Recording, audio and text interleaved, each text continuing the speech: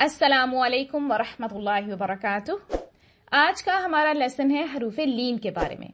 तो सबसे पहले देखते हैं कि लीन का मतलब क्या होता है।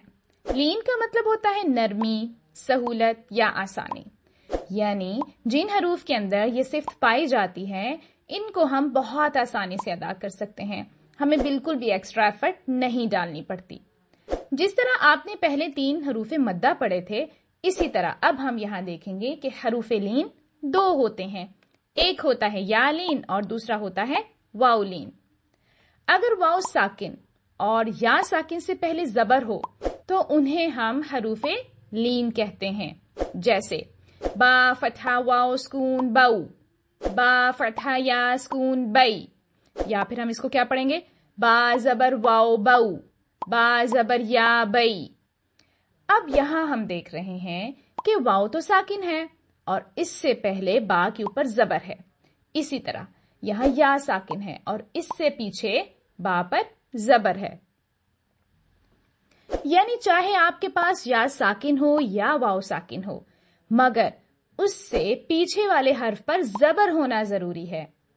हरूफ लीन की मिकदार 2 हरकत से थोड़ी सी कम होती है और इसको हम मद्दम्मा कहते हैं। अब हम जरा इनकी अदायगी का तरीका देख लेते हैं।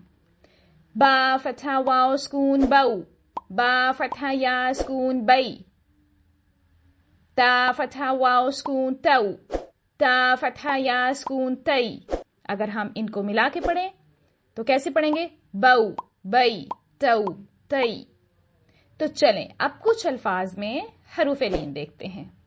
तो सबसे पहला लफ्ज है बैनहा। अब मैंने यहां पर बई की आवाज को हा की आवाज से थोड़ा सा कम लंबा किया है, क्योंकि हा के साथ तो अलिफ है और यहां हम अलिफ मद का कायदा करेंगे, जिसको हम 2 हरकत के बराबर लंबा करेंगे। मगर या साकिन से पहले बा के ऊपर तो जबर है, इसलिए यहां पर या लीन का कायदा बन रहा है और इसकी मिकदार 2 हरकत से कुछ कम होती है। तो चलें कुछ मजीद अल्फाज को पढ़ लेते हैं। हौलहा, अतईता, ज़ौजन।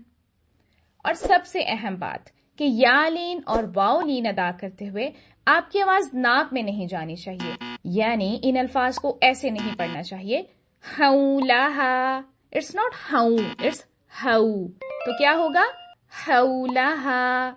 इसी तरह से बैनहा, बई नहीं पढ़ेंगे, हम इसको बई पढ़ेंगे, बैनहा।